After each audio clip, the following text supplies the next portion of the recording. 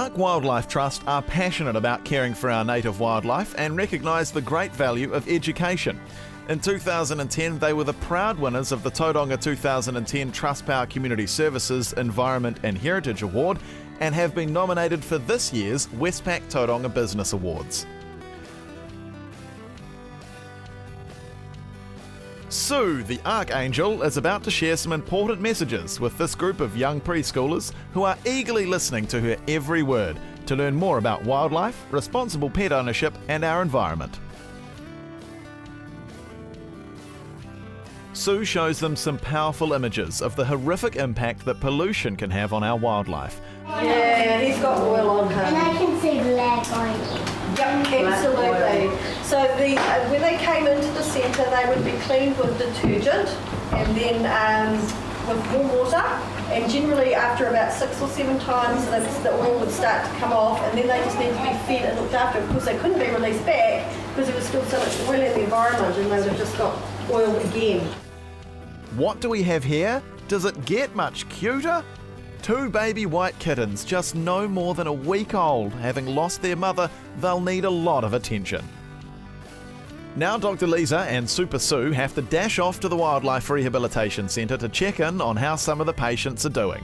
Thank you very much for letting us come. It's a big privilege and we absolutely loved it. You're welcome. Nice. On the way, Dr. Lisa tells us one of her heartwarming stories. So we're just on our way to visit Chrissy. Chrissy's one of our fabulous ARC volunteers and she does amazing work rehabilitating our wildlife. Some of our volunteers are just incredible. They work so hard at keeping all these hungry mouths fed and rehabilitating all the birds and wildlife. One of our volunteers, Jenny, years ago, she had a seagull that flew into a window, and so she gently put it into a box and just let it rest overnight, as we often do with birds that have been injured in that way. And the next day, she gently opened the box, picked up the seagull, threw it into the air to liberate it, but unfortunately the seagull plummeted back to earth because it hadn't made it. Sad story.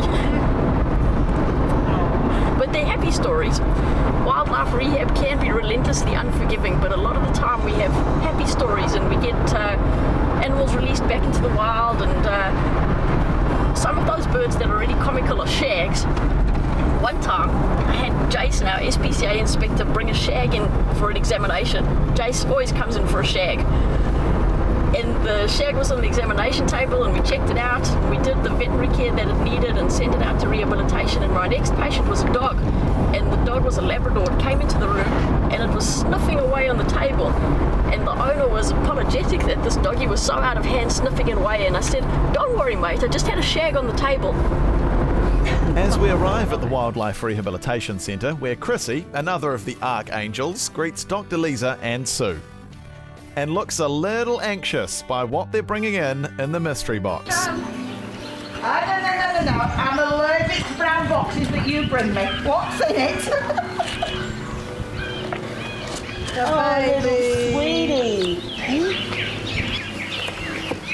Oh, well, you can be a TV star, can't you? Come on, let's go put you in the incubator.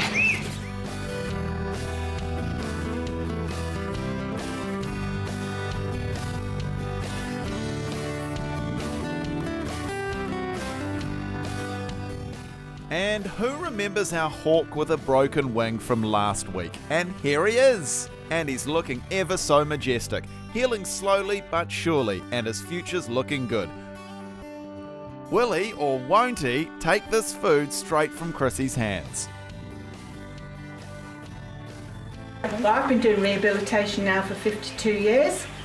I did 27 years in the UK and 25 years here. In the UK I was doing birds of prey and owls, and it came as such a shock to me when I moved over here that we only had the little owl and the moorpork. I was used to dealing with great big barn owls, so this was a big difference to me. And these guys, they're only fed 6 out of 7 days, and on the 7th day they're very, very kind, and they regurgitate a little pellet through their mouth that has all the crushed bone and all the feathers in it. So it's very easy to clean up after them. You just go and pick up all the pellets. People say to me, why do I do it? You know, it costs you money. so much time. You get no funding for it. The reason I do it is when I release a bird and I see that bird go and I think, wow, I've done that. And you just get the warm fuzzies. And apart from that, I'm just absolutely bird crazy. They bite quite hard too. Well done. Oops, oh no, he's put the lovely little red bag. Oh, my leg's gone very warm. Yes, very warm. Oh, the little baby. Good God, look at Very warm. the joys of keeping birds.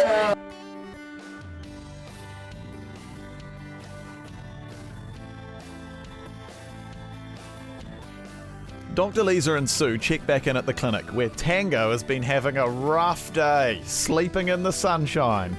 But on a more serious note, Dr. Lisa has an urgent situation to deal with. A cat has just produced this urine sample that's full of blood. It's not a good sign. Dr. Lisa has found that the kitty concerned has inflammation of his bladder, which can be due to a variety of reasons and can sometimes be a life-threatening concern. Thankfully, this kitty is stable and should be fine with some medication until results come back from the lab and she knows exactly what's wrong.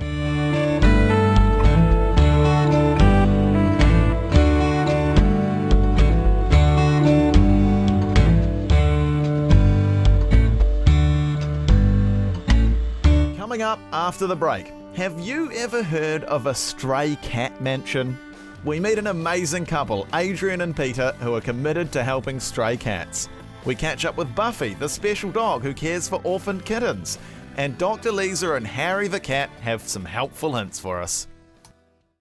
Go! Energy-packed natural food for dogs and cats. Brought to you by healthypetfoods.co.nz for a healthier, happier pet.